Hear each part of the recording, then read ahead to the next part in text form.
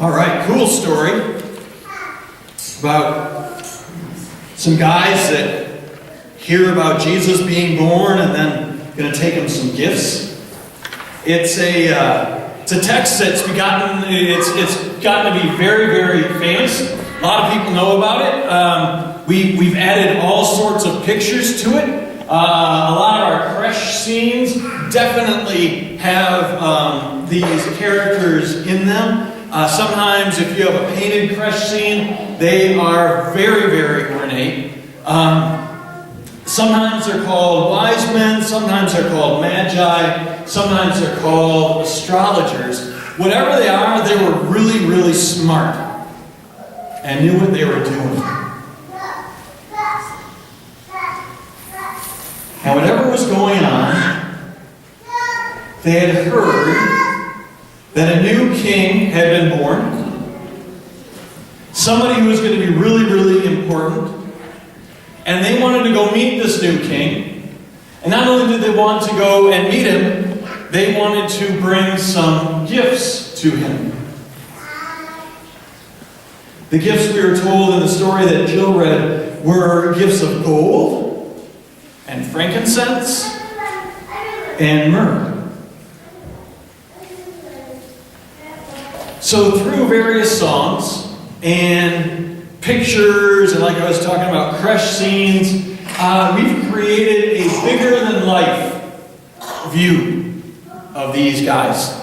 And they're walking and visiting this baby Jesus, who no longer was a baby by the time they would have gotten there, by the way. Probably about 3 months old by the time they would have gotten there. Which I'm not exactly sure how a star can stay, but that's a whole different thing.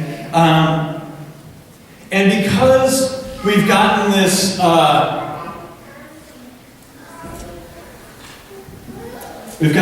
picture that may be bigger than life, I have a different picture. And it's a video. I don't know if it's closer to real, but it's closer to now. And so, Ron, can you play that video for us?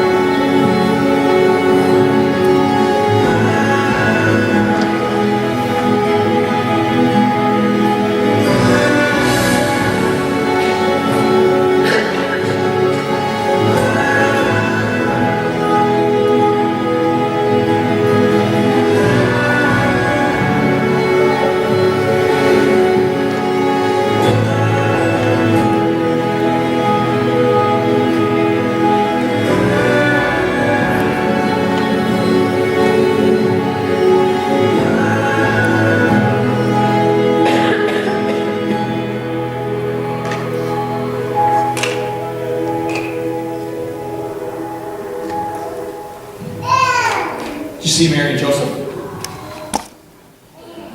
Right? And the three wise men. Okay.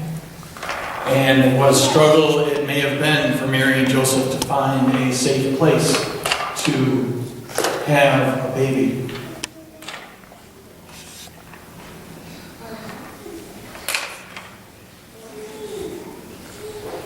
I want to talk about the gifts.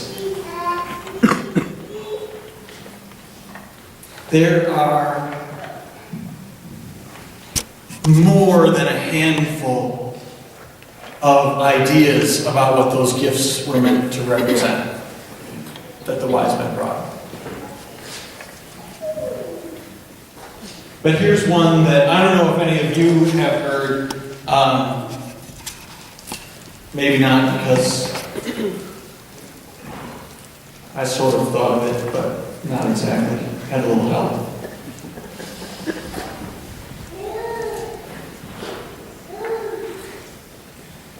Maybe these gifts aren't sentimental gifts. Maybe they're practical. Maybe what the kings were bringing was relief aid. Mary and Joseph are well below the poverty line. A little bit of extra money would go a long way for them.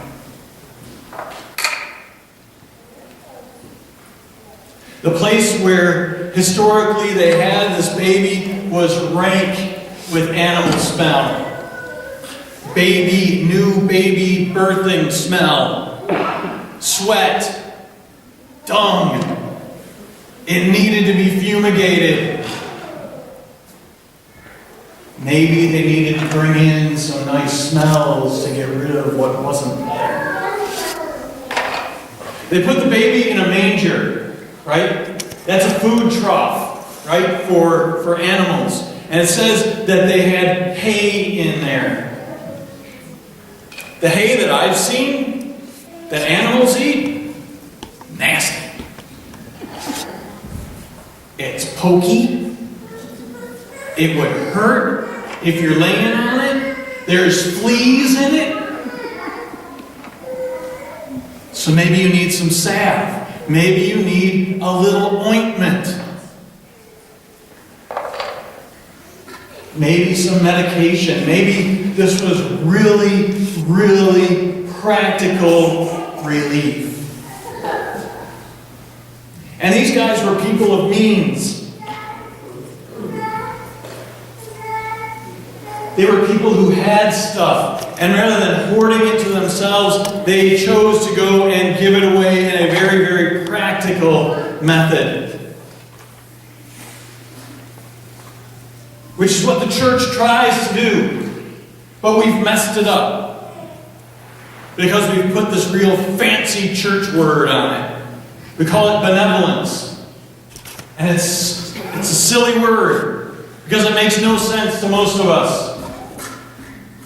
It's practical relief that we can go and give other people.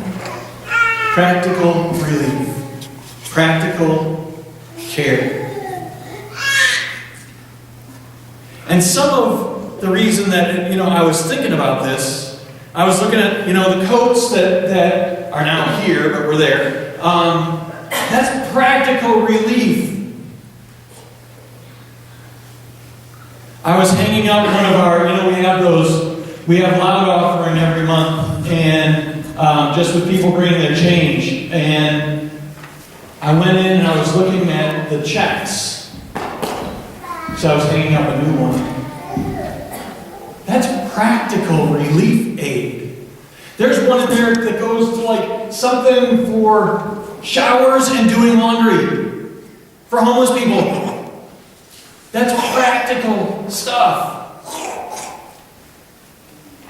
There's checks there to the pantry. That's practical stuff in the pantry. Ointment for babies' bottoms when it hurts. Diapers. Laundry soap. Toothbrush, toothpaste, deodorant. We don't go without it. It's It's relief aid. Clothes and food and blankets that we took down to some of our neighbors on Winnebago Street. Benevolence? No. Relief aid. Having fun with some neighbors.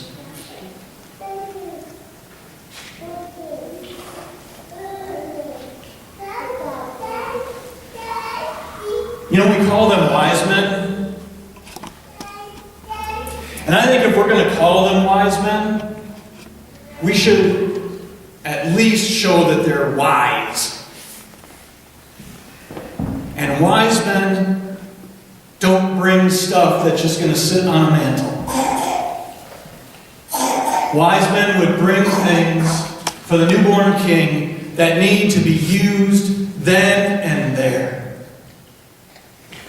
Some cash to get mom and dad going again. Something to air out the cave that they were in. And some basic medical stuff for this newborn baby.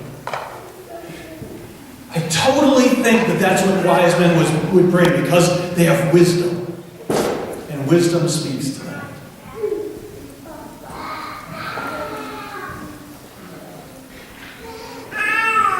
And I believe, in our own way, that we can learn to be wise.